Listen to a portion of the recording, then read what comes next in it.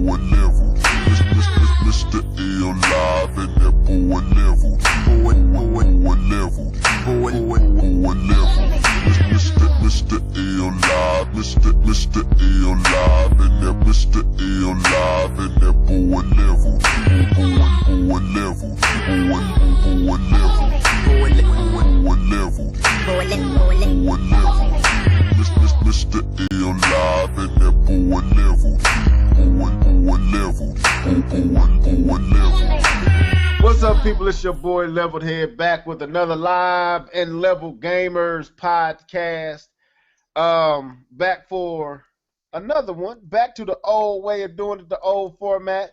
You know what I'm saying? I hope y'all like the graphics and, you know what I'm saying, the music and, you know, the whole thing we used to do. But anyway, without further ado, let me introduce my partner who's been doing it with me from the beginning. So go on and introduce yourself, man.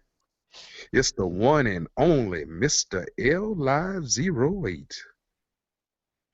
And you know who I am, Leveled Head. And we've been doing this for, how long we been doing this live? For about 2 years now? Man, over 2 years, man. So we started this thing and built it up to a pretty big popular podcast amongst this community. And then we kind of both took hiatuses, but we're back trying to build it back up to where it used to be. And we got a new partner that we teamed up with. Vanessa, Mr. Introduce yourself, bro. What's going on, everybody? It's your boy John Shaw, Full Effect Gaming. That's right. So us three been doing it pretty consistently. My boy K-Bomb, I'm trying to figure out how his schedule gonna be. It's been hard to get him in on it, but we've been doing it pretty consistently with this 3 to 4 member group. So I'm pretty happy with this ensemble of characters. And every now and again we bring in other people like, you know, Red Knight, Mr. T, Terminator Juice.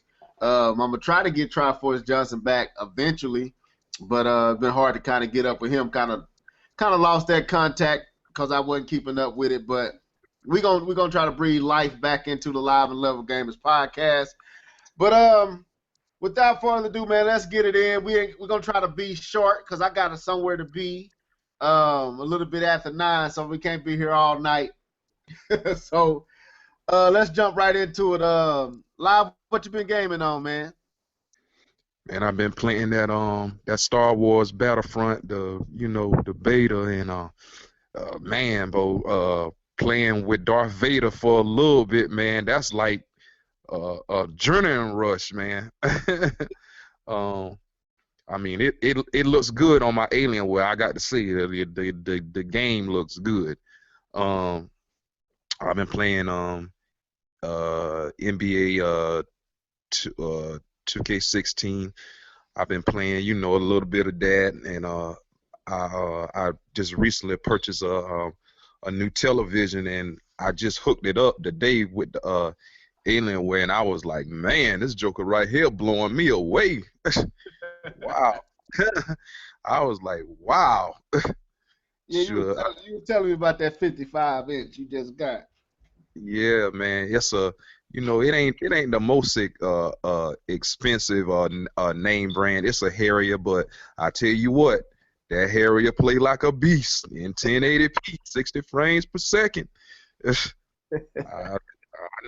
I can tell you that much. Okay. All right, John, what you been gaming on, man? Man, I've been gaming on all kind of stuff, man. Had the Black Ops beta, had the Star Wars beta, Metal Gear Online. What else? I played some NBA 2K, NBA Live. It's been on everything. I just been gaming away the last couple weeks. Okay. All right, so I gotta ask a question. I gotta ask Live. Live a question. go ahead. Are you familiar with the past Battlefronts?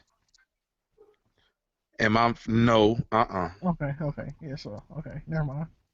Yeah, we're gonna talk about the Star Wars Battlefront beta, right?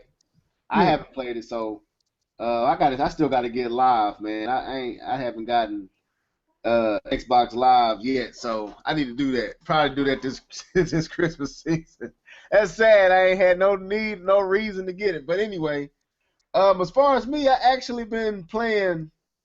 I went out. I had this itch watching the Uncharted compilation videos. I was like, man, I have never played the original Uncharted for the PlayStation 3. So I called around, couldn't find it nowhere, and so I had to go to GameStop, and they had a copy for $5.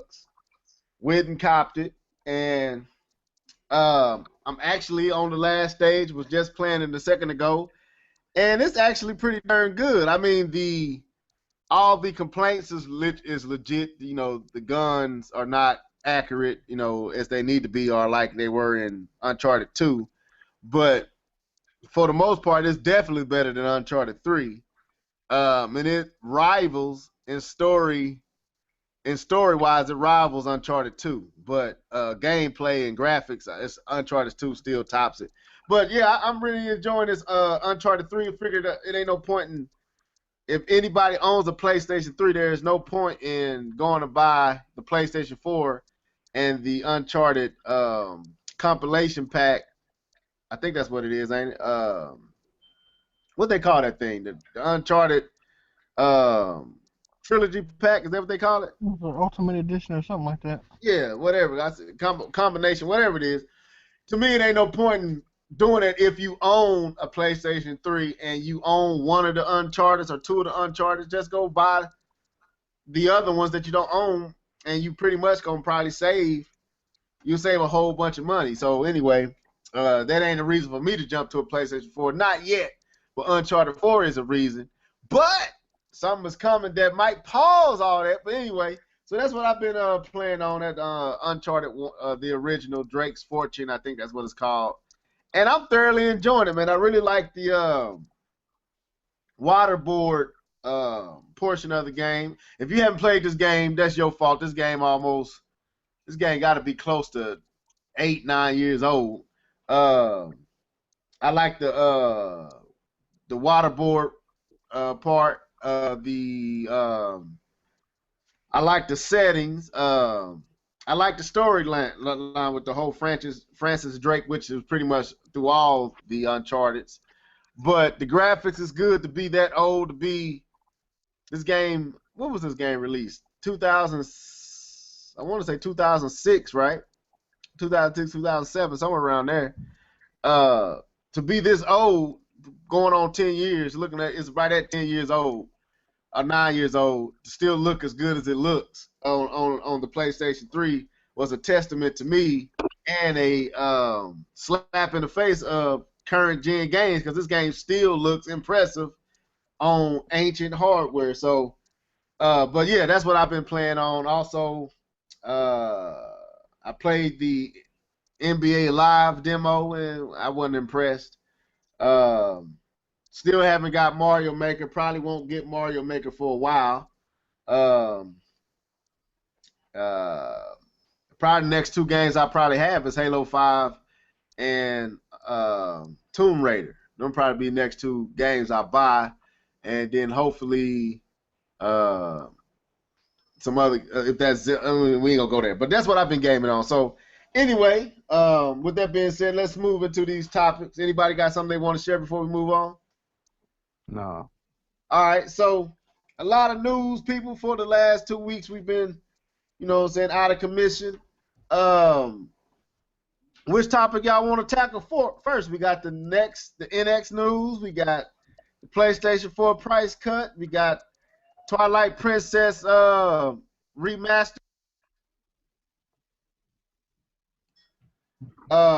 We got Star Wars beta. We got Phil Spencer on Council Wars. Where y'all want to start? Let's throw out one. Let's go ahead and talk about Mr. Phil Spencer. Okay. So this is about a week removed. We would have caught this in the last podcast had we talked about it. But Phil Spencer came out and shared his thoughts on, or he was in an interview, spoke about the condition of modern gamers and the whole gaming industry, and how people are more concerned about the plastic that they bought, then the games that are on the console, and the health of the gaming industry. He was saying that it makes no sense. He said his job is not to convince you not to buy other platforms. His job is to make you happy with their platform. If that means it's alongside other platforms or whatever, his job is just to make you happy with the Xbox experience. He's not trying to make you not want to buy a PlayStation 4 or not want to buy a Wii U. Matter of fact, he said in his opinion, the Wii U has the best exclusives out of on any system. And I think one of the main person over at Sony even said he's one of his second favorite to the PlayStation 4 is the Wii U, and he loves playing it with his kids. So Phil was basically saying, he said that console wars and the gamers who promote and push this war is pretty much a nuisance and a problem for the industry. Is not a good look, and it doesn't help the industry grow and push forward. It actually hinders growth, and it promotes a bad appeal or a bad perspective of outside lookers looking into us, the gamers, and this gaming industry. So, John, since you wanted to start with this one, what you think about that, man? It's a two-edged sword with that. Like, I'm glad that one of these corporate heads decided to like come out and say that because it needs to be said. Because I think people really think that these companies are really at each other's throat like that, and it's really not. That's really not how it is. But at the same time, I kind of wish somebody at Sony would have said that. Okay, explain why. Because the reason why I say that is because people think that he's just saying that because Xbox is not going to catch up to Sony. Oh, okay, I got. That's what some people just think that, and it could be the reason, but I don't. But what he speaks is the truth. It's 100% the truth. Right. You know, it's just that coming from him and coming from Microsoft at the time they're in right now, people gonna think it's just he's just flaky because he's losing or whatever, which is I don't think it's the case, but that's what people are gonna think. But what he's saying is 100% the truth, and I feel him. And I think that people, if these gamers and stuff would just they need to wake up. It's like if you start looking at it from what do you want from your system, they're going to start producing more games for your system and what you want. Right. I mean, like if you think about what Xbox has done since the launch, right? And people don't give Xbox this credit, and it's just not just toot Xbox's horn on, but it's just to give credit where credit's due. They have listened to the consumer 100%. You said you didn't want an always online console. They stopped that. You said you didn't want to connect. They stopped that. You wanted a lower price. They gave you a lower price. You wanted more games. They're giving you more games. You wanted more content on the OS. They give you more content on the OS. You wanted more apps. They give you more apps.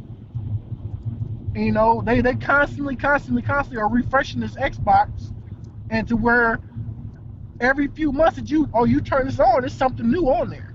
Right. You know what I'm saying? And I feel like,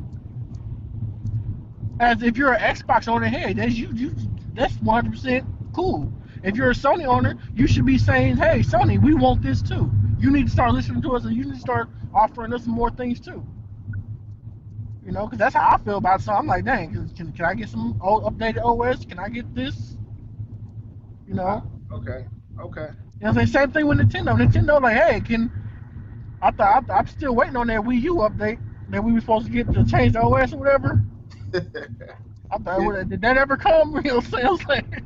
I mean, they've been changing stuff, but it ain't been changes that you just go outright, oh my God, like, it's been pretty much, little fixes here and there to speed up the OS and speed up the, waiting times, and they got everything pretty ironed out, but as far as changes, I haven't seen any for real changes outside of maybe you have quick access to different tabs in the on the controller where they move stuff where you don't have to search for it. It's right there in your face, but little stuff like that. Nothing what you talking about. Okay, so now if we as gamers, because I know we don't do that, but as I just had to put us there, we're all a whole collective unit, even though some of us do right, some of us don't do right. But if we as gamers would start focusing on stuff like that, like what do we want from our consoles, and start expressing that thing instead of focusing on the console war, we get better products out of that. Right. See, by Microsoft taking their stop focusing on trying to compete with Sony and start focusing on giving the consumer what they want, now with the Xbox we have a better product. Right. For people that bought their Xbox One, now we have a product that we can be proud of, that we're getting the features that we want. And we're getting extra features that we may not have thought we want, but now, hey, this is a cool extra thing. And if we quit focusing on the console war, we get a whole lot more than that from all the companies. And also from the game developers. Okay. All right. Let's jump on in there live. What's your thoughts on Phil Spencer and his thoughts on the console war and the gamers who and game, not just gamers, but media outlets that instigate and promote it. To me, Phil Spencer is a yes man. Phil Spencer will say anything that the media is, pretty much already saying, and I just feel that Phil Spencer is just saying the right stuff just to get hits, on a Microsoft website, and stuff like that. I feel like this. If everybody don't know, what's the main goal from Microsoft? To get as much Windows in homes as possible. Now, they're doing that, with the update. Your Xbox is basically a PC, So I think after a while the Xbox is going to be kind of limited, because there's nothing else that you can pretty much do to Xbox Live. Okay. I think Xbox Live is pretty much maxed out. You can't. Yeah, you can do a little bit of updates. Facelift it here. Change this and change that. Yeah, you can do that. But I think for the most part, what's the incentive of me spending $50, $60 a year for Xbox Live, and the only thing you pretty much getting, is a free game, a old game, each month. But Microsoft kind of is gonna cut that out with the, with the backwards compatibility to the 360. I think they're gonna cut that out, and they're gonna say, well, hey, we gave you, backwards compatibility, which that should have already been in there. And I want to say this too. You know what? I've been looking at, some videos, and I've been, either, even playing, the Xbox 360. The Xbox One and the Xbox 360 to me is not that far off. It's not that far off graphic-wise. It's not that far off. You get a little bit of lighting here and there, and you may get a little bit of extra, people, on stage. But there's not a game that, that's out there that's gonna wow me, this holiday season for me to, to get a Xbox Xbox One. So are you saying that you feel that Phil Spencer was just saying that to get attention for the Windows 10 and to put Microsoft in a good light, or I'm kind of confused on what you were saying? Yeah, I kind of feel, like I said, I kind of feel like he says things not to, not to back it up, but just to get hits. Just to say, okay, like say for instance with the DRM, if they would have came out and stuck to their guns, the Xbox One it wouldn't sell for 2%. But see, the thing is, when he's coming in fixing what the other guy did. This is not. He wasn't part of that. Right. Yeah, I understand that. I understand. He's trying to fix, what the other guy did, but he was still part of that. If I'm not mistaken, he was still part of that team.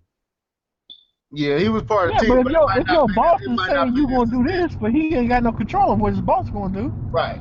It might not be something he agreed to do, but he had to go along with it because he wasn't the man in charge. So he had to follow protocol, I would say. But I mean, I don't disagree with you though. I don't know why Phil's saying what he's saying, but my question would be, is what he's saying the truth or is it not the truth? I guess that'd be a better way to, because you feel like he ain't saying it from a genuine place. I can't argue that, but do you feel like what he's saying is true? Let me ask that.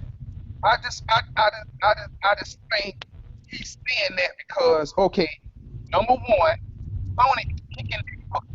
Sony pretty much kicking their butt. Hold up, you're breaking up. You can't hear you. Can't hear you. You're breaking up. Can you hear me now? Yeah. All right. There you go. Okay. Sony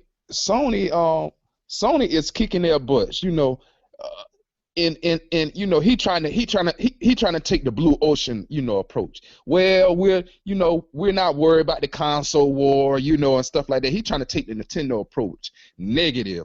No, don't even try that. We're not worried about the consoles war. That just makes a bad light. He's trying to detract what they started. They started the console war. Oh, we got the best console. We're gonna sell the most. Oh, now, I understand. That was Sony that started the console war. Well, I understand Phil is right. Breaking up again. Hello? Oh, there you go. All right. Phil is trying to, trying to use the blue ocean effect now. Well, we're not gonna catch Sony, so we might as well, talk about, other things and talk about other features, what Xbox, can do, like that. There, is I feel like all before it was big bad Microsoft. We got the best console, big bad Microsoft. Now you blaming something that he ain't had no control over though. That's like he ain't got no control over that. I understand, but I'm saying when you have a reputation, your reputation, sticks with that. You see what I'm saying? No, okay, then that's what he's trying to do. He's trying to change that reputation, trying to change the way the economy's going. It's like if they say, hey, console, he don't want to focus on console, well, that's good. I mean, and truth be told, what have they done? I mean, if you look at the console, yeah, okay, PlayStation might be selling more, but as far as a consumer, what's the name? You're getting more with Xbox than what you're getting with the PlayStation. Right. Well, you're getting a better start. Let me jump in. I can see where live coming from, and you do have to take it into account that, like, and you said it too, John, when you said most folks gonna take it as, they can't catch PlayStation 4, so they have no choice but to change the narrative to fit where the position they're in, because Sony pretty much has swiped the rug away from under their feet. But if you ask me if Phil is sincere about what he's saying, I think he is. And I'm going to tell you why, because now the DRM and all that, the Xbox was built, and the dude got mad at us on our last podcast and told me I was silly because I can't understand why I can't just sign in offline and play games.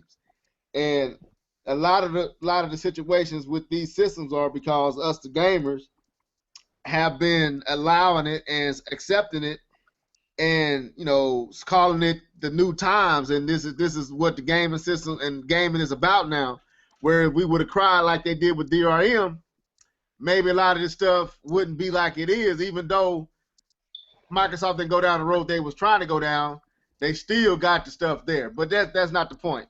My point is this: I think Phil is sincere. I think Phil is saying something, and in many ways, like Live is saying, he forced to, but it's still coming from a genuine place. Like, if you look at all the moves Microsoft has made, like Microsoft might be in the position not solely because of the DRM stuff, but because apparently they ain't paying third-party money to bring them exclusive, to bring games to their system anymore. We don't know how long that's been a situation with Microsoft and third-party, because Phil said we focus on first-party and experiences that Microsoft can create for their system.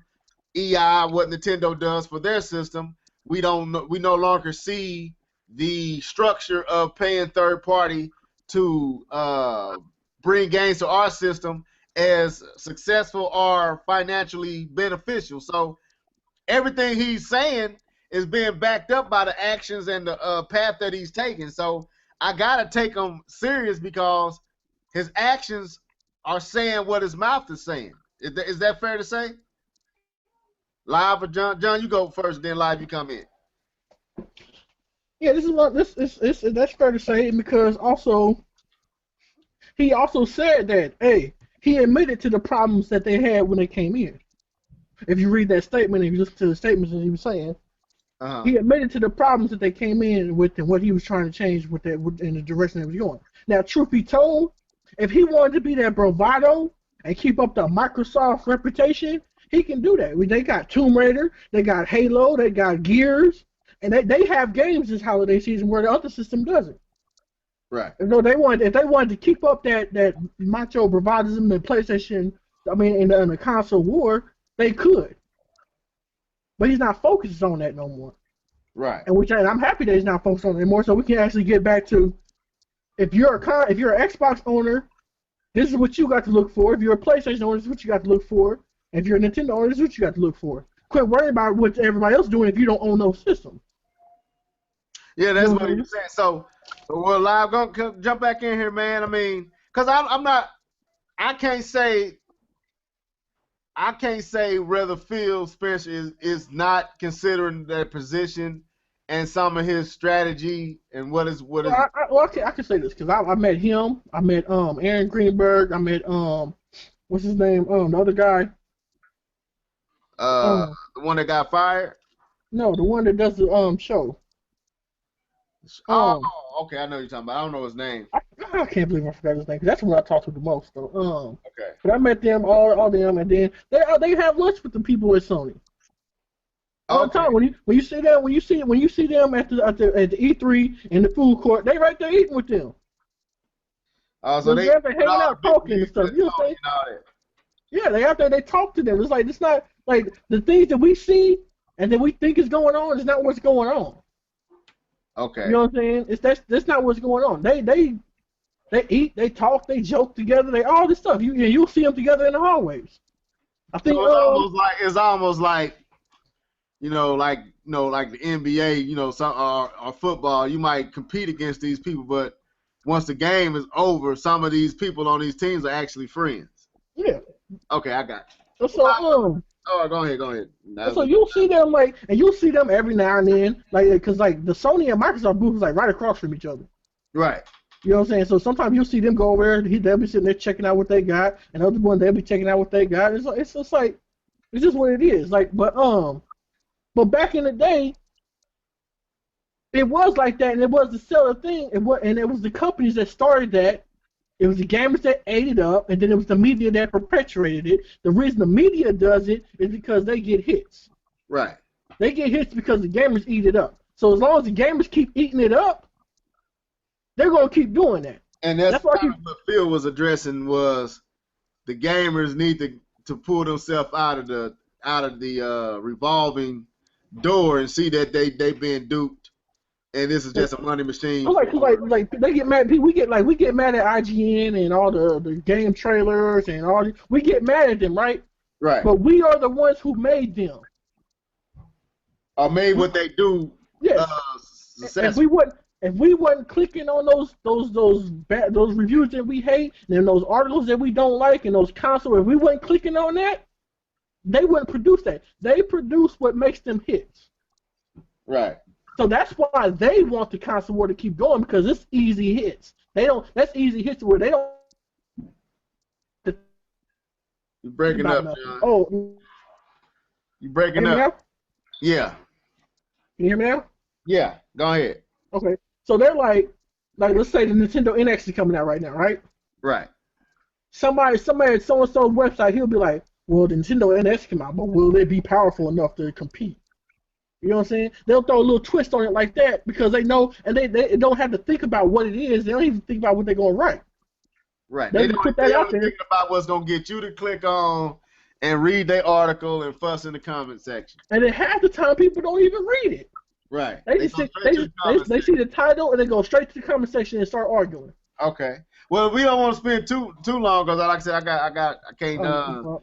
But Live, go ahead and rebuttal. You know what you felt. You know, because you said you feel like Phil is saying it's because of the position Xbox is in. So go ahead and finish your statement, then we'll move on. I don't think he's pretty much being genuine. I just think he just getting it just to say it just to get the hits, to get the people say well Microsoft is changing. They're not worrying about the console war anymore, and that's gonna hurt. Like John said, a lot of people like to get hits because of the console war. It generates buzz. I mean, I hate to say it, but it does. It generates buzz. And for him to sit up there and say, "Oh, we're not worried about the console war. It's making everything, look bad." I don't know. I can see that angle being taken. Okay, question. Do you do in all out reality, and like dig down deep in your thoughts? Do you think him saying that it was gonna make anybody buy the console? No. Okay, then. So why would he say it? Why would he say it if it wasn't genuine? If it's not gonna sell a console? If it's not genuine, and it's not really how he feels, and it's not going to sell the console, then why say it if it's not genuine? Well, I would say this. I mean, go ahead, Live. Go ahead. Like I said, the reason why I think he's saying that is just to generate buzz, just to generate hype. Phil Spencer said, hey, go on YouTube and look at what Phil Spencer said about the console war. He's not worrying about it. Microsoft is not worrying about the console war. Wouldn't it be easier just to say, hey, look at our lineup this summer and the other people ain't got nothing? That would generate more hit, and that would also play into the console war. No, not exactly. Not exactly. What people want negative, people generate, draw to negative press. And that's negative press. He's drawing to that. He's putting the negative out of the competitor. So they had to drop the price $50 to compete with us because we got all the games this holiday season. I mean, it's like if he could have went that route. I see both points. I would say this. Personally, I think Phil is partial strategy, but it's also coming from a genuine place. I don't think he do care about the console war. I think everything he said is legit. Like he said, he's not sitting around trying to keep you from buying necessarily. His main objective is not to keep you from buying a PlayStation 4, but he do understand if you buying a PlayStation 4, then you not buying an Xbox One. So, in a sense, you are trying to keep them from buying a PlayStation 4, but it ain't directly like I just don't want them to buy a PlayStation 4. It's really I want you to be happy with the Xbox One or whatever piece of hardware or product you buy or software you buy from Microsoft, we want you to be happy with it as a consumer. That way you continue to buy our products. And I think from that angle, he was sincere. Now, he has to be real about the situation that Xbox One is in compared to the PlayStation 4, which Nintendo does too, because right now the Xbox One. He said that. He said we don't play. There's no way we can catch up with them. Right. So he basically conceding that they out to a head start. There ain't nothing we can really do about it. But it ain't just because they are selling like crazy don't mean we're not successful. And to me, and the console war stuff doesn't mean just because you get caught up in the console war and the PlayStation is killing everybody for ourselves does not mean that we're not successful. What we have to offer is not grand, and that's all I'm focused on is what we have to offer and the folks who buy our stuff, making sure that their experience is great. And from that angle, I think he legit. So if this has came out of nowhere, Phil has been saying this since he took over. So that's since the debacle of the Xbox One's introduction to the masses, to the firing of whatever that dude's name was, I can't think of his name right now, to Phil Spencer being placed into the Xbox division director or head. Phil has been talking his way for pretty much the last 2 years. He hasn't. It ain't like he just started talking like this. He's been talking like this since he got the seat. So I can't say that it's all due to the seat. I think this is his feelings, and I think he sees something that needs to change in the dynamic and the approach of gamers and the relationship with the gamers to the games and the companies that supply the games. And I think he hitting on a nail that needs to be driven in to all gamers' minds, that at the end of the day, you can let a console war cause you to go buy a platform that does not give you the experience that you're looking for strictly because you're trying to keep up with the Joneses, or you can investigate what's going on with each platform and make an informed decision and have a great experience, whether you buy all three, whether you stick with one. At least you know what you're getting when you buy that particular piece of hardware. Because he said the Wii U has the best exclusive lineups, period. Nobody's competing. They have the best games. That's what he said. Then he said their focus is exclusives and experience for their gamers. And then the PlayStation 4 right now, all they have is third-party games, where you can get all those games on the Xbox One. You're not missing anything that the PlayStation has to offer, even though the PlayStation is selling 2 to 3 times more than the other two systems. Everything you can get on the PlayStation 4 is available on the Xbox One. So he has a point. He really does have a point. But anyway, I don't want to harp on that too long. I share my thoughts. Anybody else got something they want to say before we move on that? No, that's it. I'm good. All right. So since John chose to talk about that live, what you want to talk about next, man? Where are we going? We got Phil out the way, so we got Star Wars, we got Zelda, Twilight Princess HD remaster, we got PlayStation 4 price cut, we got the NX news. Where you want to go? You know what I want to talk about. I want to talk about this NX. All right.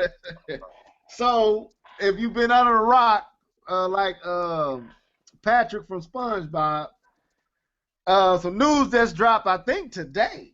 If I'm not mistaken, this dropped today, or did it drop last night? Which one? I think it dropped last night. It was today? Was it today? Okay.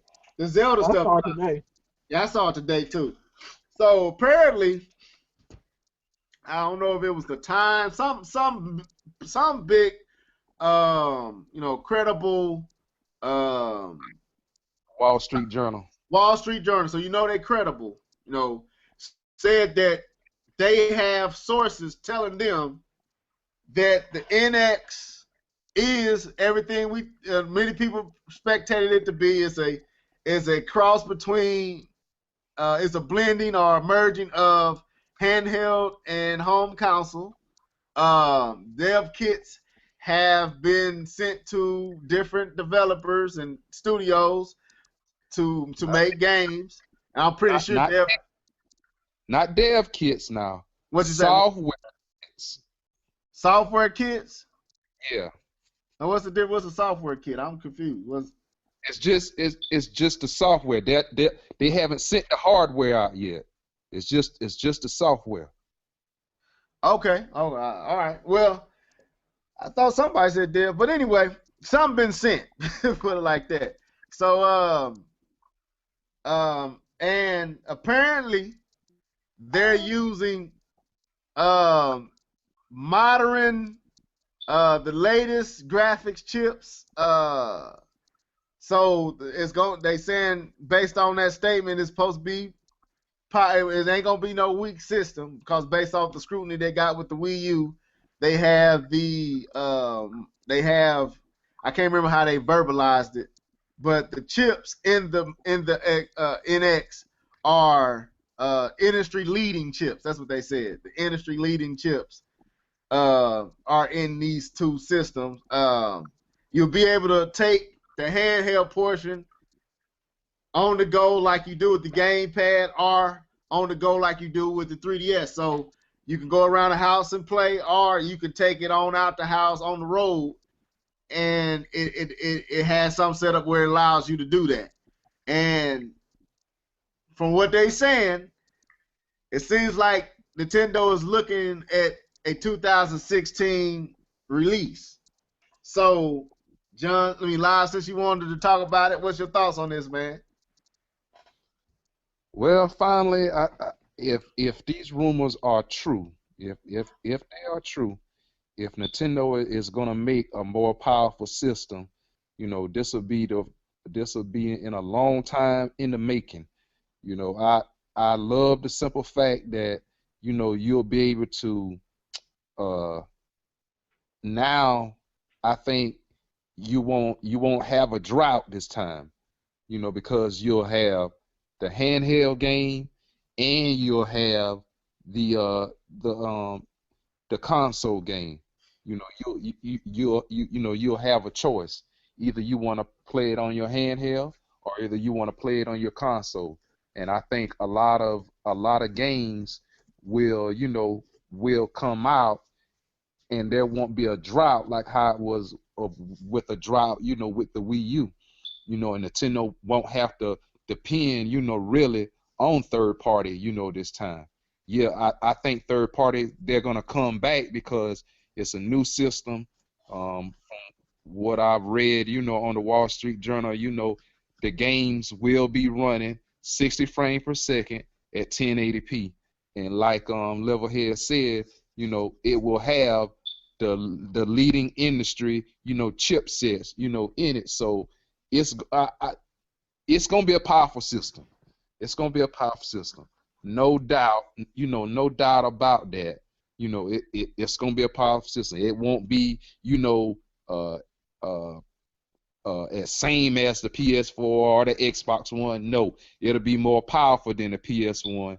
I mean the PS4. I'm reading a rumor. I'm reading some more information, and that's what they're saying. The NX should be far more powerful than the PlayStation 4 and Xbox One. Yeah, it's gonna be, it's gonna be more powerful, which in it's right. It should be more powerful. Don't come in half stepping this time. Just go ahead and put like I said when I talked to you today, focus on the hardware this time. Don't worry about making a extra screen, and all this stuff right here. Don't worry about that. You already have that. You already have that with the Wii U. Everything is gonna work and coincide with each other. The Wii U will be able to play on the NX. You'll be able to use the gamepad on the NX. You'll be able to use your Wiimote on the NX. You'll be able to use the Pro controller. And like I said, like I told Levelhead today, I just think that Nintendo is, this time around they're gonna do it right with the with the iOS and with all the games. With all the games, I think they're gonna have a strong lineup, to support this thing like I said, we're gonna have a strong lineup from Nintendo. You know, we'll have a strong lineup from Nintendo. You know, you're gonna have a Zelda. You know, probably later on you'll probably have a Metroid. You know, later on you'll probably have a Mario. You know, that's a strong lineup. You know, by itself, and you know your usual suspects for third party. You know, you're gonna have EA. You know, you're gonna have Madden. You know, you're gonna have basketball. You know, all your sports fever. You know, all that. You know, for the holiday season. You know, all of that. You know, is gonna be there. You know, you're gonna have Call of Duty, Activision. You know, I don't know about Rockstar. I don't know about Rockstar and then Well, I mean, if the rumor is true, I mean, and I was going to interject because you hit on something like we was talking about. It was the dev kits or software. I was just reading something. It actually is the dev kits, but there is a software that is going with the dev kits that one developer that has it already said crunches so many polys that it's impossible for current systems to run it at the level that this software is showing that this system can run it.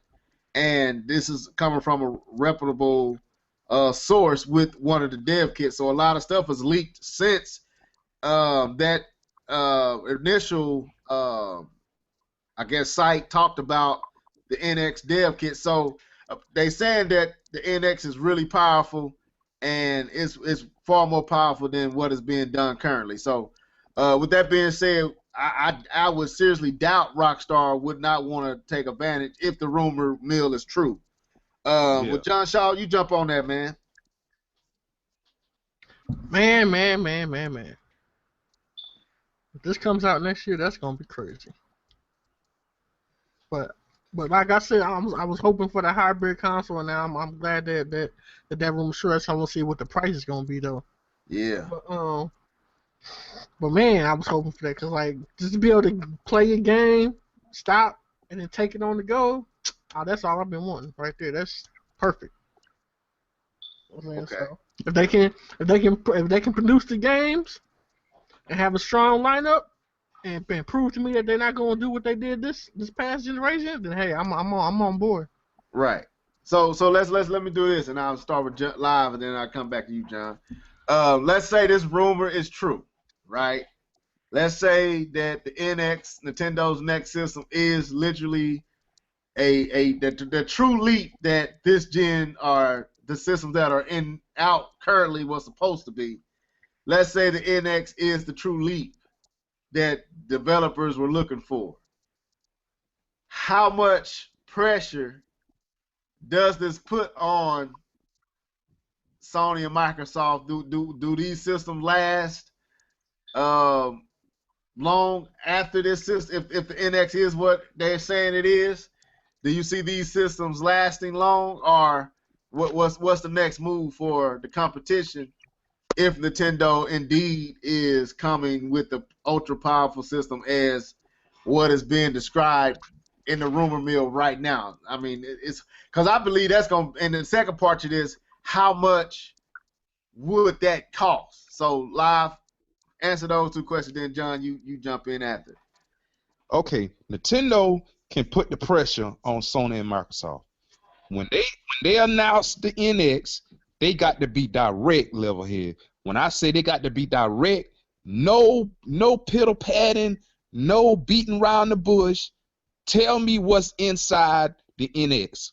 Tell me the CPU, the GPU, the hard drive. You know how many. They need to go ultra geeky, They need to go ultra techy, ultra geeky for that audience, for the initial audience, basically. They don't need to play around. They don't need to have anybody guessing. They don't need to have anybody guessing. We have the most powerful machine that's on the market that's doing 1080p, 60 frames per second. Well, I'm saying I bet this thing can do 4K. If it's as powerful as they saying, I'm not worried about the 4K. I'm not worried. I'm just worried about 1080p, 60 frames per second on each game. That's the focus. I'm not worried about 4K. 4K can come when the PS5 and the Xbox 2, come out. That's the only thing I'm worrying about is that 1080p 60 frames per second. Okay, so they gotta make that known. Yeah, they gotta make that known. Don't pitter patter. Don't beat around the bush. Now, the second thing is, like you said, with the price. Okay, with the price, it's gonna be expensive. and when I say expensive, you might as well get ready to pay $500 for the bundle, for the handheld and for the console. Now, it's going to be a separate SKU for just the console. You're going to get a controller.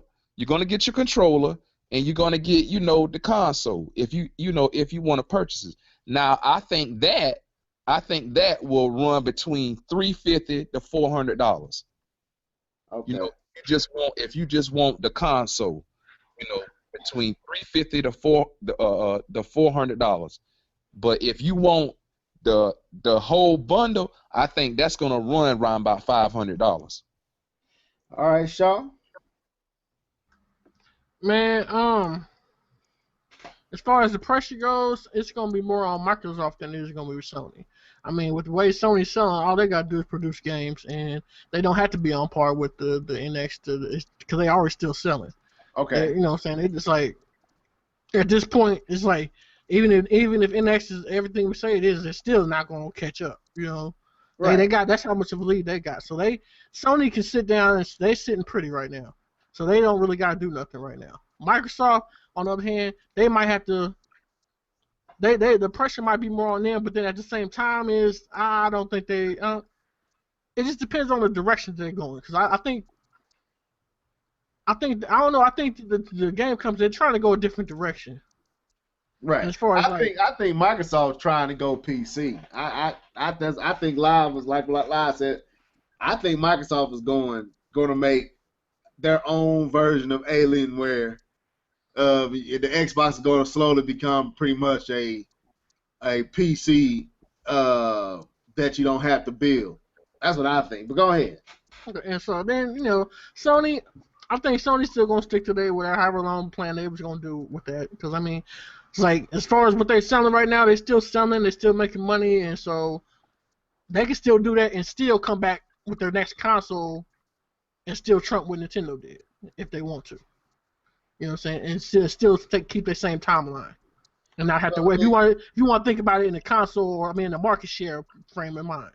Right. So that's my question. Like, with Nintendo coming in with the other two only being on the market 2 years, and if the system is as powerful as they say, this system is ensuring or securing the future. It's not just thinking about right now. It's thinking about.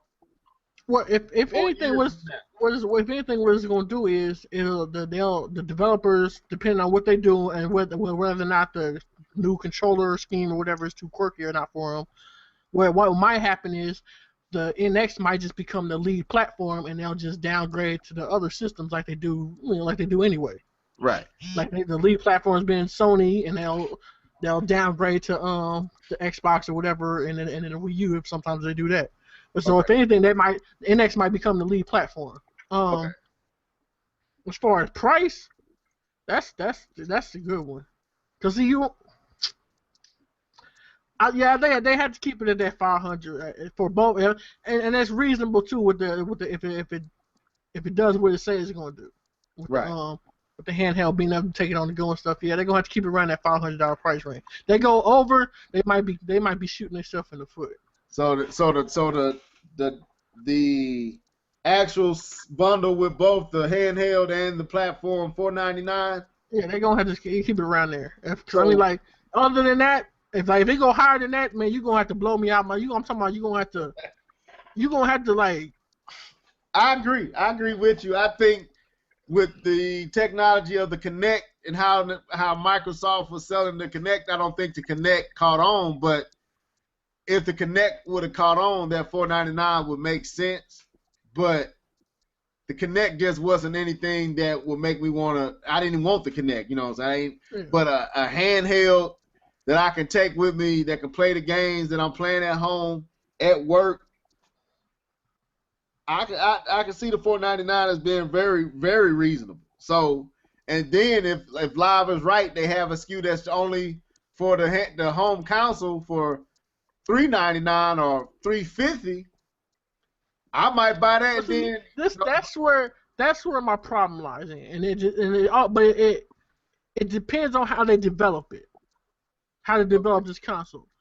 I don't like the different SKUs because it brings that problem back to the old generation problem, where how some consoles had the hard drive and some consoles didn't. Right. You know what I'm saying? So some games you could just it hinders some things. Well, I mean, if it's just if you want the ability to take the game with you. That's what I'm saying. It depends. If they develop it right to where it doesn't matter either way. Yeah, I don't think it would. You know. Okay, if it does like that, then yeah, that's cool. If it doesn't matter either way, but if it's like something that you have to have the other thing in order to develop for it to make it do that, then that's the problem. Like I think they trying to knock out with the whole. I think people really misunderstood the whole unification of the handheld division and the home console division and how they made that one building. I think all that was playing into their next move with the hardware that they was putting out. I don't think it's going to hinder anything. I just think if you want the ability to play on the go, you would have to buy this SKU. But if you don't, the games that are made for the system are going to play either way it go. But if you want to play in your car at work, you got to have this SKU or you got to buy this piece of hardware to do it. So I don't see it as like the Kinect or like, well, unless they do stuff like the gamepad where some games utilize the gamepad. If you don't, and if they don't have something that's that mimics the gamepad as a controller, then yeah, you can run into an issue. The difference with that is because the gamepad comes with it. Everybody has that. Whether the developer uses it or not, everybody still has it, so the option's still there. So, like, you're right. That would cause a problem. So like back in the day, like with the Kinect and with the hard drive, like some games utilize the extra space on the hard drive, but if you didn't have the Xbox with the hard drive, then you were pretty much screwed. Okay. Until later on in life when they came out to where you could use the external hard drive. Okay. Or just like a Kinect game, right? Let's say I want to make a game that utilizes the Kinect, right? But now I'm limiting my sales because what if don't everybody have this? Okay. You know what I'm saying? So that's what I'm saying is like, but if the way they develop the software and the way they develop the software with it, if it doesn't matter, if the game's still gonna play the same whether or not you had the controller or not, then I guess it'll be fine. Okay, so that's we just have to wait to see. But let me ask this, and I'll start with Live. John, you jump in since you just got done. Do you believe the whole chipset portion? Do you believe that they're using the industry-leading chips, or do you believe that's somebody being a little exaggerating the situation, or do you think that's legit? Live. I believe they're using AMD chipset. I believe they're using it. Like I said, AMD pretty much, said that, they didn't come out right and say it, but pretty much they hinted to it that, they have, they won the bid for the next console, and the next console is the NX. So, and did they say what chip that they was designing for at that time, or did they not allude to the chip that they was using for that unidentified system? They were saying that it was the that FX86 chip. They were saying that, but you never know because Nintendo love to make a custom chip. Nintendo loves doing that. So we never know what Nintendo has up their sleeve. All You right. know, I mean, John. I mean, I don't know what they use. I don't know. We have to, I that's mean, I'm something just that you saying, have to. I'm just saying, do you believe the rumor that they're using industry leading chips? I mean, they should be, because I mean, like, there's no reason to go back to the old chipset. You know, you should be able to use the new ones. Right. Okay. That's just I mean, No, I mean, if they smart, you know, but yes, you know, yeah, if they sometimes smart, people they try doing. to I save mean, money. like if they are, then it ain't no way. If that rumor is true, it ain't no way that this system is weaker. It would be far more powerful than the Xbox One and PlayStation 4. So anyway, good rumor. Little, you know, it's. I think Nintendo. I would give it to Nintendo. If can this I say stuff is true, go ahead, live. can I say one thing? Yeah. Uh, I need to ask y'all a question. How do you think with the NX, if it comes out, you know, next year, how do you think that's gonna affect the PlayStation VR and the what is the Microsoft HoloLens? Well, How you going right now? Orpheus or not Orpheus, but what is the other headset? You got the PlayStation VR, which was Morpheus. Then you had the other one, Oculus Rift? Oculus Rift, and then you had HoloLens. That's actually going to. We can start because we had to ask the question: Is VR gimmick? So to me, I don't think VR is going to catch on. I just don't. I don't think it's something that it might catch on with the hardcore um, multiplayer at home by itself gamer. But for the masses, I don't think VR is going to catch on because for a family like mine, it makes no sense. I know I wouldn't want it, and my son and my wife and my daughter, and then my other two, when they get older, how are we going to enjoy it when only one person is able to enjoy it at a time? That's not feasible, and most households probably going to have the same mindset.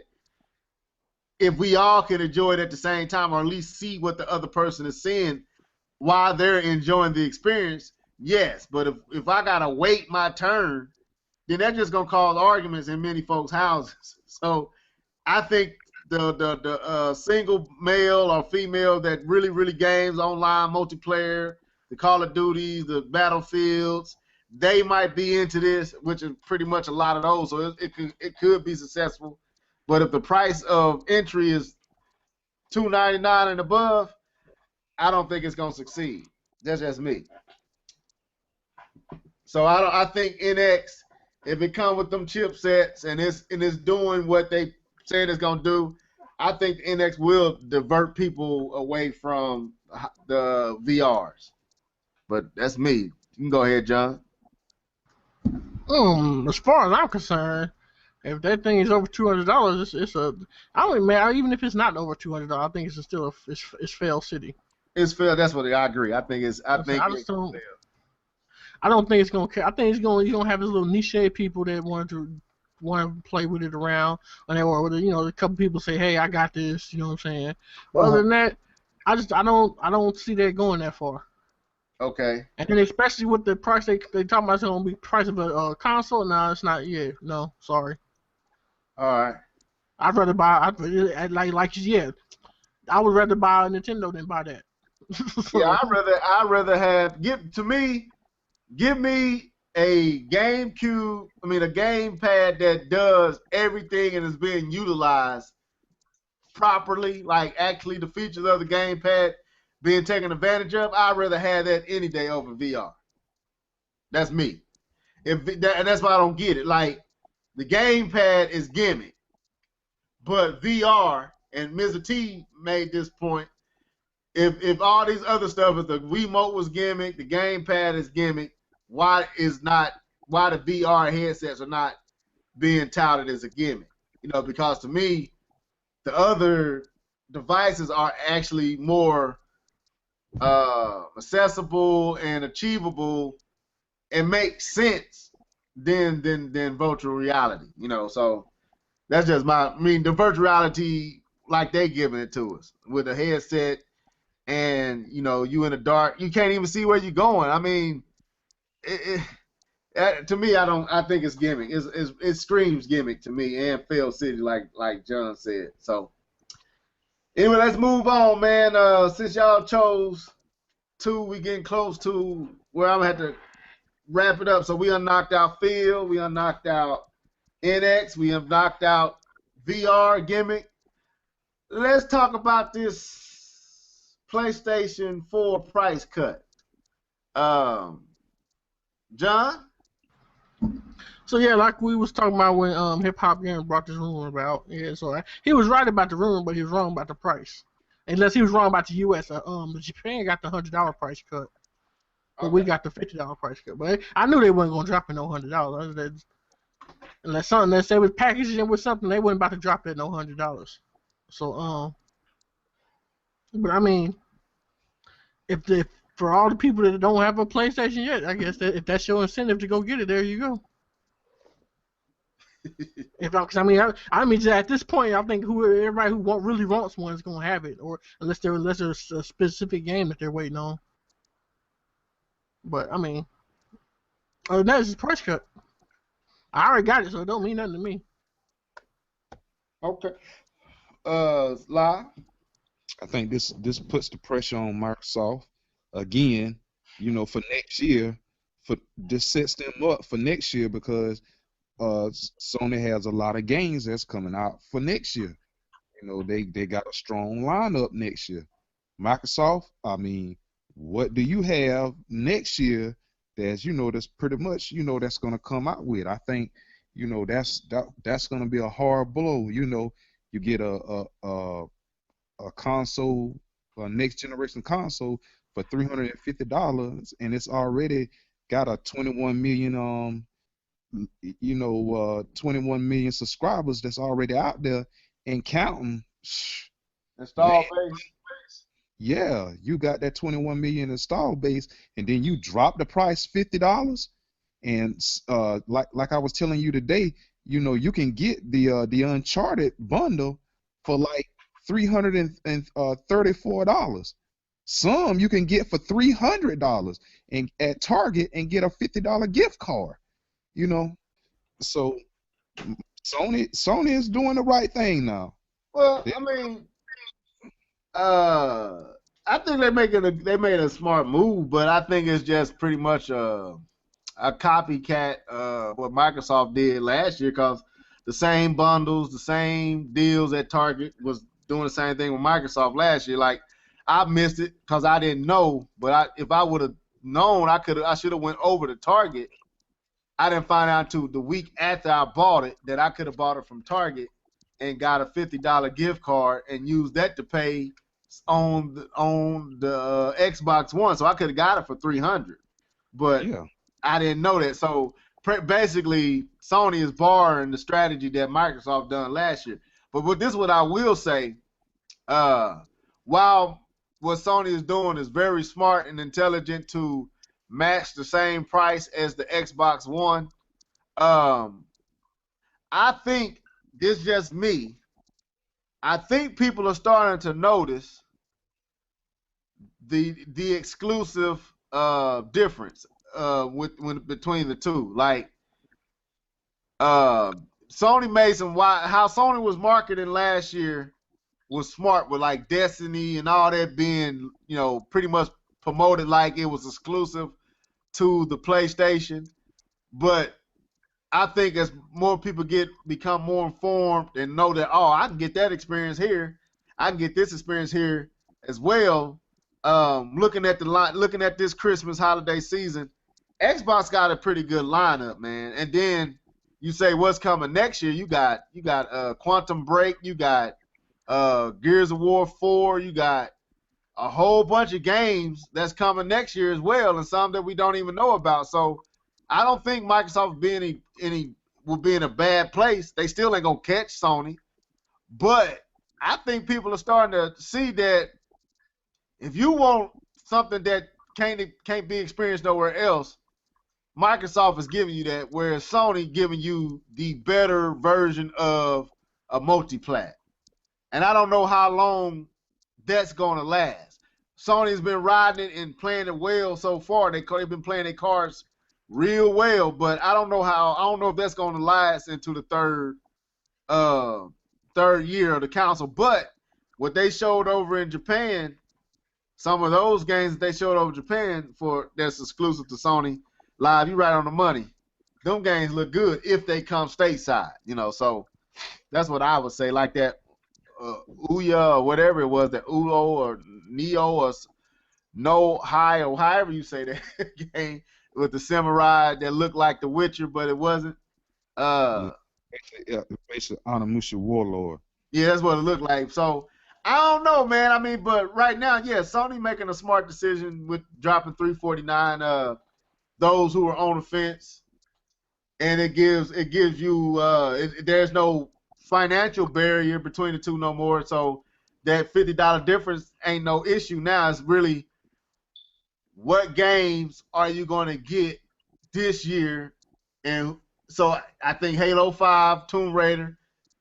There's some good games, and I don't know what, I guess Call of Duty, which will be on both.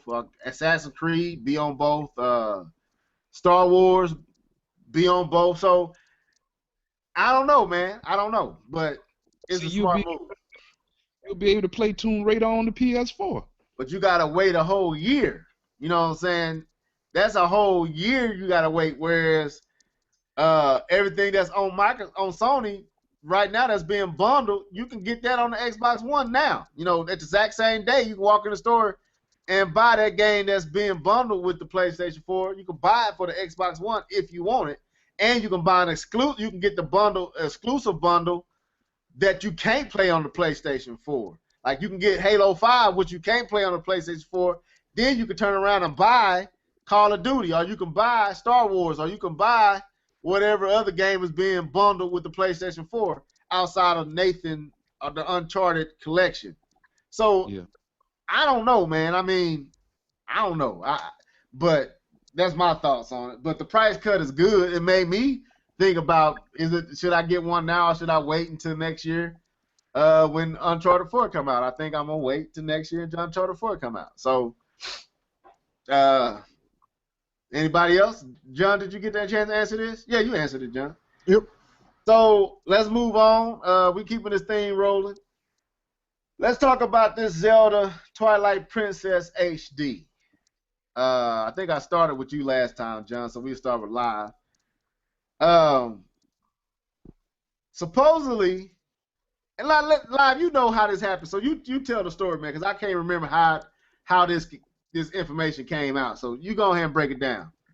Well, someone, I guess, was fiddling around on the eShop, and somehow or another they seen Twilight Princess HD on the eShop. Now I don't know if this is real or whatnot. It's real, though. It's been confirmed. It's confirmed now. It's not a rumor no more. Okay. So, pretty much the Wii U is going to get a Twilight, the Twilight Princess version of the Wii, of the Wii version and the GameCube version. And from pictures that I have seen, it looks good. It looks good. So with that being said, if you're going to get the Zelda, Twilight Princess HD version, what does that say for the new Zelda? Okay. Are we? Oh, I mean that's the second part of the question. So I'm just saying, what do you think about, like, do you think it's a good move, for Nintendo to make a remastered? And let's be real here. We gave a lot of slack for all the remasters, and I'm calling all my Nintendo fans who was, throwing salt at Microsoft and throwing salt at Sony for all these remasters. Now a game that you and we might like is being remade. Are we gonna have the same salty approach as we had to other companies? Or are we gonna turn a blind eye, act like we didn't say all that negative stuff we said about all these other remakes, and gonna embrace this new game this remake like like it ain't no problem with it. That's my first question. Are we being hypocritical to be excited about this Twilight Princess remastered when we was throwing salt at Uncharted, the collection, or throwing salt at Gears of War remastered, or throwing salt at Tomb Raider Definitive Edition, or all the other games that were remastered. Even though I think Sony was more egregious with this, we still threw salt, all of us, So, Live, do you think if we, like myself, I'm excited about this game? Am I being hypocritical? Just tell me, am I being hypocritical? To some point you might be hypocritical, but I have to say this. On a sales point, Twilight Princess didn't sell that good. It didn't sell that good. So therefore, it's going to be people that's out there that didn't play the game on the Wii or on the GameCube, that they'll have, the opportunity with the Wii U, to play the game. And two, and this goes back to the Halo remasters. These games are old. These are really old games. These are not games that you just played a year ago that was supposed to be 1080p. That's now. That's what you was finna say, John? Yeah, I was about to say, yeah, because it wasn't that a launch title. Go ahead. I don't want to steal what you was finna say. Wasn't that a launch? That was a launch title, wasn't it? Yeah, and it was on the game at the end of GameCube and on the beginning of the Wii. It launched with the Wii, so this was like what, 10 years ago? Old game, yeah. I'm saying that's an SD game. So an actual real HD remake. No. Yeah, it'd be like Wind Waker. So a real HD remake, not no HD of already HD remake. I'm just saying, it is. I'm just trying to be real with myself. No, it's real. It's. I mean, you like. This is at the same time. Yeah, you gotta be real, but then at the same time, hell, they didn't did it for I don't know, for those last 2 years, so why not? So, like, it's like whatever, they did it. So, you ain't got nothing as coming out no time soon, so why not? Now, supposedly, if I'm not mistaken, they saying which I've seen people say it's legit, like it's been confirmed. I'm not totally sure on that, but I think if I'm not mistaken, it has been confirmed. We just don't know when it's coming.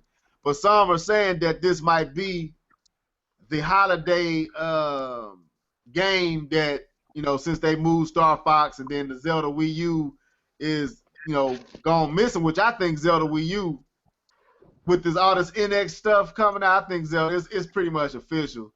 Zelda Wii U is Zelda NX. It's being made. It's being probably brought up for that system, in my opinion. And it might release on both, but you're gonna probably want to get the NX version. But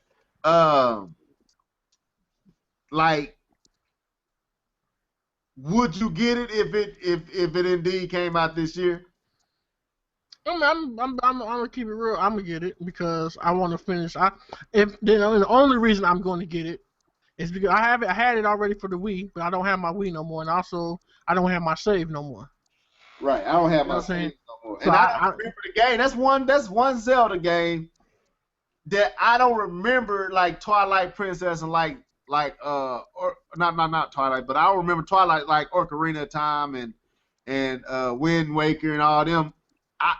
It's stuff in Twilight Princess I just don't recall. Like I remember parts and pieces, but the total experience, like I was telling Live earlier today, I think with the Wii remote control, how it was at that time, really wasn't enjoyable for me, wagging the controller to swing the sword. Unlike Skyward, I remember all of Skyward Sword, but Twilight Princess I felt like was a great story. I just don't remember a lot of it. I don't know why I don't, but it'll be almost like playing a new Zelda for me because I haven't played it in a long time and I don't remember much from the original experience. So, but go ahead, my bad. Yeah, I'm a geek because I lost my save, so I don't know.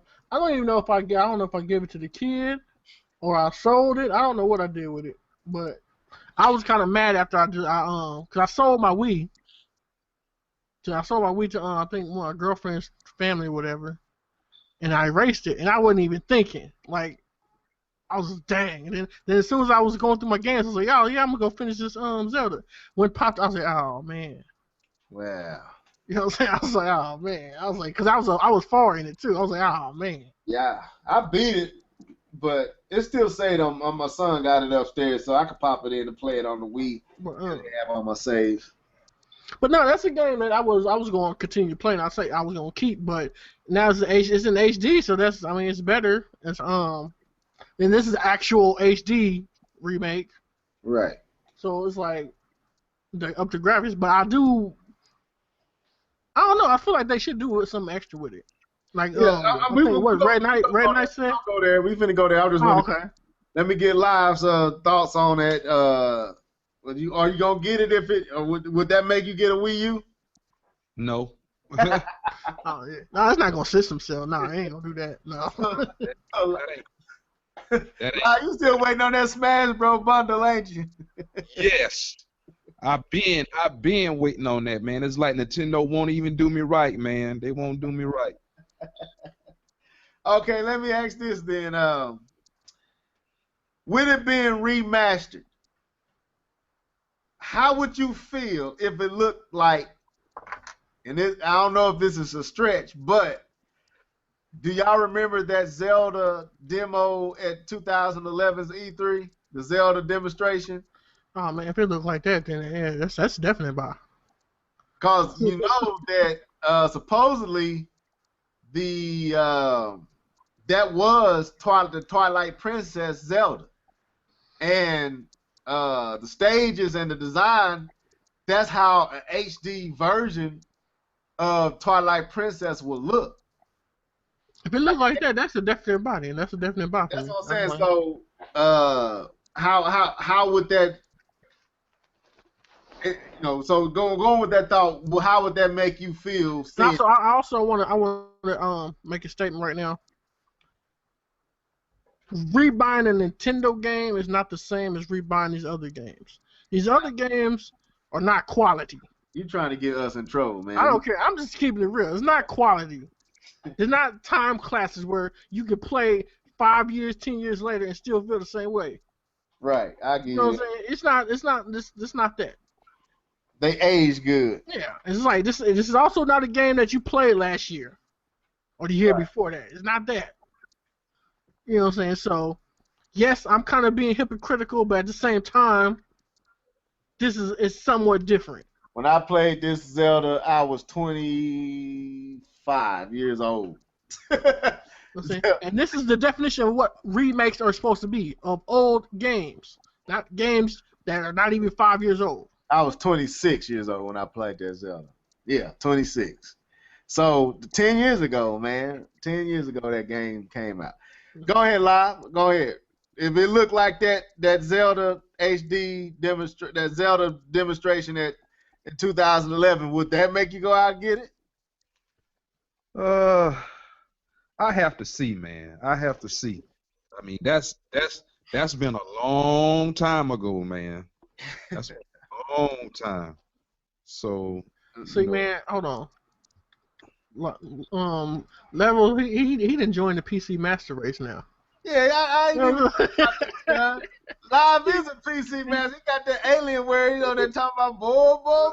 He joined the PC Master Race now, man. He ain't messing with us no more. That mug is a beast. Live, you done left us, man. Have you traded in your council clothes, man? I'ma say this. It is very hard for me to go back and buy a console. Now I'm gonna tell the truth. I almost bought a Wii U yesterday. I almost, but when I came back home and I downloaded that doggone Battlefront. That's where we going next. I'm glad you said that. So go ahead. When I download that Battlefront and I played with Darth Vader, I could pick somebody up and choke them and throw them to the side, and and take the lightsaber and throw him and cut him in half. I was like, oh my Lord. And I could see the depth of field of everything. I was like, now this how gaming is supposed to be. You know, it just immersed me in the world so much. I was like, dog, do I really want to go back to consoles? Man, what's going on? Alien World changed live, man. Okay, so I haven't played. This will be the last one because I got to get out of here, guys. But let's talk about the Star Wars battle. Is it Battlefront? Yeah. Battlefront beta. So since you started the live, go ahead and tell us, how you felt, the graphics, the gameplay, the whole nine, how you felt about what you pretty much just described. Okay, first, let's get the big monster out the room. Everybody's crying. It ain't gonna have no voice chat. It's not gonna have no voice chat. I mean, so what? Just enjoy the game. I mean, for the most part, like I said, the graphics great. Like I said, with with the limited time that you play with Darth Vader, because you're gonna get killed quick. I mean, the game is fine to me. It's fine. So will the finished product not have voice chat? As far as we know, they said no voice chat. Why? What reason did they give? Did they give a reason? You already know the reason why. It's going to interfere with online. It's going to interfere with the game. Oh, I guess the feed I guess it won't be consistent in frame rate and all that. The stability of the game is compromised with voice chat. Exactly. I think that's with the beta version. I think it's pretty much interfering with it, and I think a lot of people are probably having problems with it.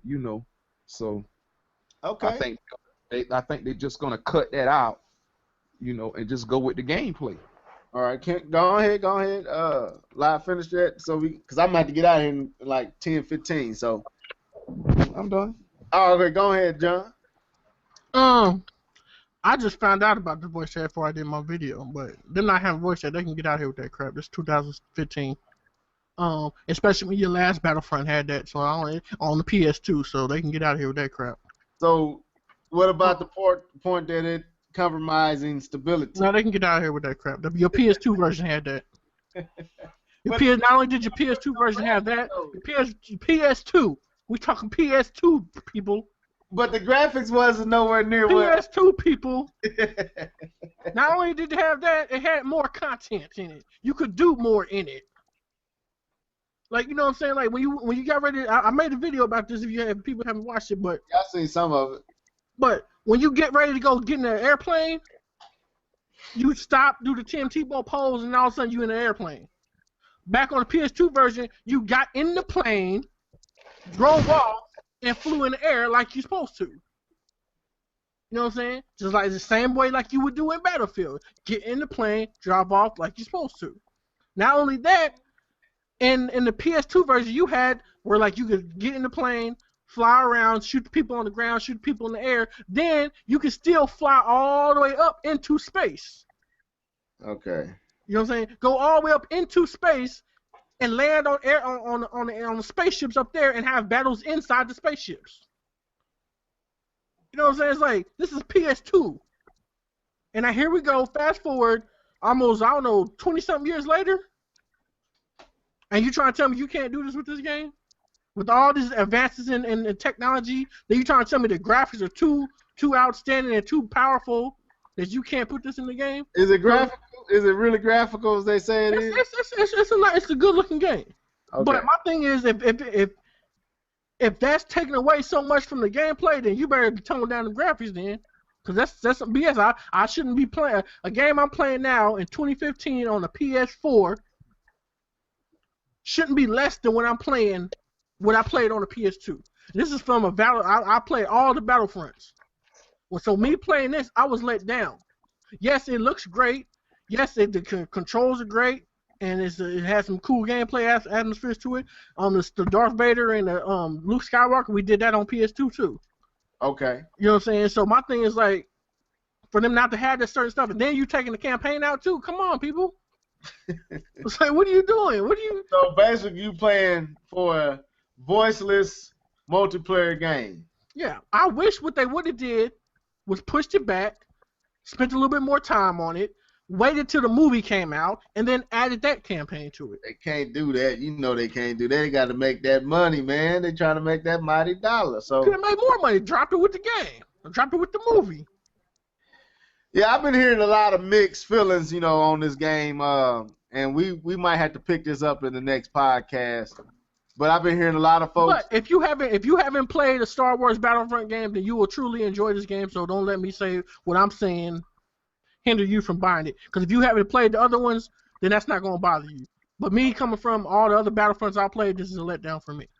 You weren't the only one I heard that from. I actually heard that from some people that I was shocked to hear it from, but they wasn't feeling the game. So, it's been getting a lot of backlash, but at the same time, there's a lot of folks who are enjoying it. So it's kind of polarizing right now and kind of a mixed, perspectives on it. So to be expected with a game of this magnitude. So, but with that being said, I haven't gotten a chance to play it because I don't have Xbox Live yet, folks.